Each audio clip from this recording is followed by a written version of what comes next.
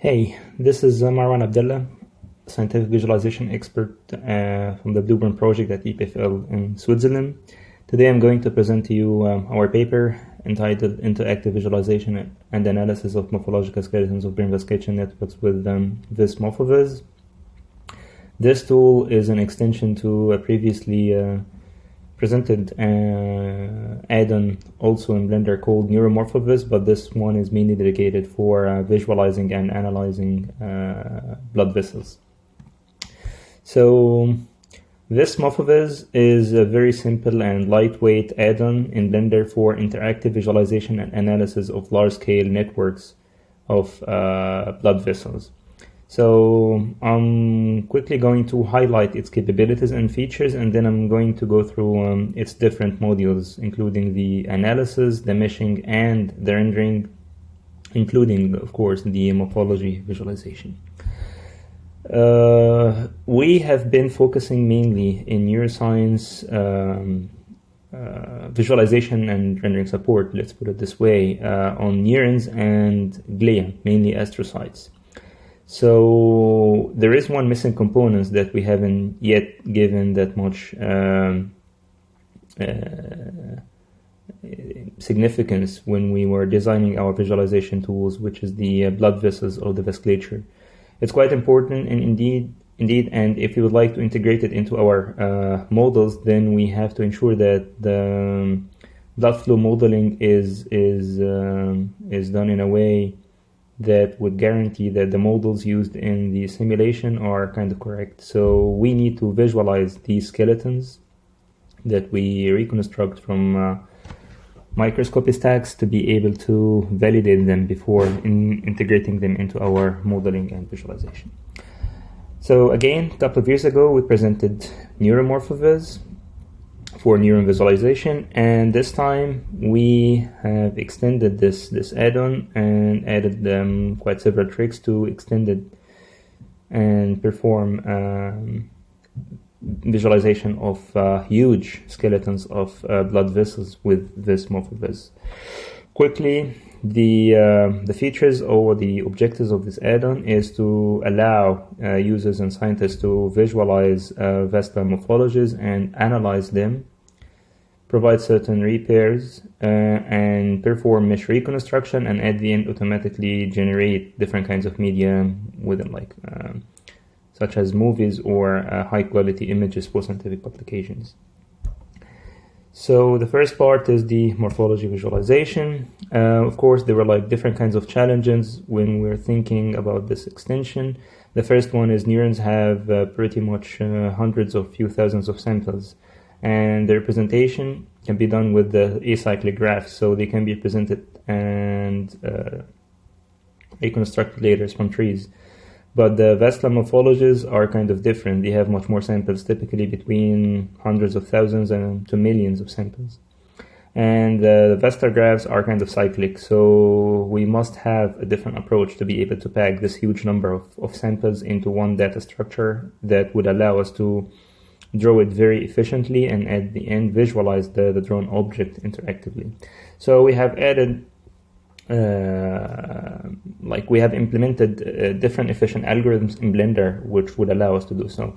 But before we proceed, I just would like to highlight the difference here between the neuromorphology and the vascular morphology. They are pretty much the same, except that the vascular morphologies, they do have loops. So as you can see, the skeleton is composed of samples. Each two connected samples form a segment, and multiple segments between two branching points form what's called a section. And two sections between the same parents, they form the loop. The software stack of the add-on is pretty much the same. We have user interface that is integrated mainly in Blender, and users can also use command line interface or write configuration files that can be easily invoked to run the tool. And this is calling the different modules from VessMorphoVis that are designed based on an API we have written to make things easier for us. And this API is mainly using the Python API of Blender and the Python bindings of HDF5 library. This is the user interface in Blender. As you can see, it's pretty much the same structure, like the tab, and within this tab you have the different panels for each module in the tool. This is a quick video showing how we handle the how we perform interactive visualization of large-scale dataset. This one is composed of pretty much 1.2 million samples before we do the resampling, or after the resampling it has like 500,000 samples, but you can see it's still quite interactive, and we can even support huge, bigger and huge datasets, bigger than this one. So in terms of features, we have implemented different visualization modes to visualize the skeletons. The first one is called the outline, with which we can see, of course, any kind of artifacts in the morphology, like disconnected samples or branches or sections. For example, we can see in this outline that this loop is not really a loop, but it's more like an artifact that must be resolved and corrected.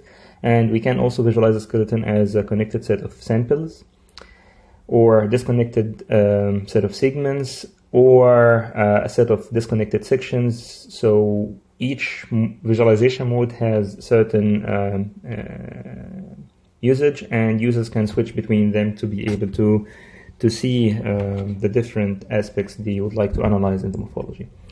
So you can also control the diameter to highlight different aspects in the morphology. For example, if we can use in A, the original diameters to see the overall structure of the morphology. In B, we just use fixed diameter that we can control from the user interface to see different kinds of artifacts. And at the end, we can use scale diameters to highlight the main branches or the main sections in the morphology.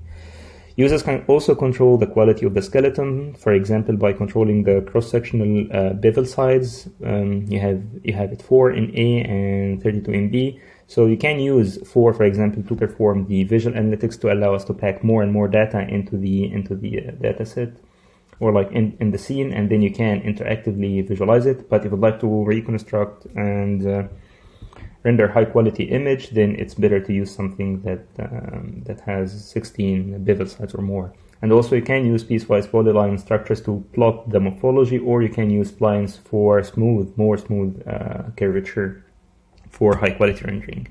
We have also integrated a simple utility to resample the morphology skeleton to remove unwanted samples to create clean visuals. So as you can see here as an example, you see on the left we have highly sampled skeleton that we have just simply cleaned with this resampling operation. So we pretty much removed like more than 50% or even more of unwanted samples that make the visualization kind of hard to analyze. We also integrated another feature to allow users to visualize varying parameters, for example, diameters, or even dynamic changing parameters such as pressure or velocity. And with this feature, it would make it quite easy for users to just load multiple data sets at different time steps, and then they can visualize the changes in the data sets progressively. So the second module here is the morphology analysis. So we have added a quick utility that would allow users to just simply click a button, and then you get all the results of the analysis on the panel, and users can just patch it and add different kernels for the analysis. So it makes it quite easy to perform this analysis and then link it to the visual analytics that we do when we visualize the morphology, and then we can export the results into text files or graphs. And then we have the mesh reconstruction module that would allow us to create high fidelity meshes based on the Metaball algorithm that is capable of handling very complicated branching scenarios. And we implemented this algorithm in an efficient way that would guarantee we reconstruct meshes in quite decent time. And as you can see here, the Metaball algorithm, it's simply 3 steps: reconstructing the skeleton using the field approach, and then we obtain what's called the metastructure, and then we convert this metastructure into a mesh, and that's taking pretty much most of the time. We have also added support to allow users to either give to specify a certain value for the resolution, or to use the auto-selected value to reconstruct a high-quality mesh that we can use at the end for the rendering, or to just reconstruct approximate shape of the mesh. But at the end, we really want to get into a situation where we have fragmented meshes. So we recommend that when users are playing with the meshing module. Also, we added another feature to allow users to control the decimation, to get pretty much a compromise between the reconstruction quality and the polygon count. So as you can see here in the red mesh at its tessellation level of 1, you have 68K, but if you go down to 0.1 to 0.125 tessellation factor, you can still pretty much get the same geometry with 8.5K. Of course, if you go beyond that level, you might get certain artifacts in the mesh. So this is something that might happen, or might be known by trial and error, but we recommend users to just don't go beyond that level if they really would like to get something for high quality rendering. And also we have implemented a little utility in C based on open source mesh optimization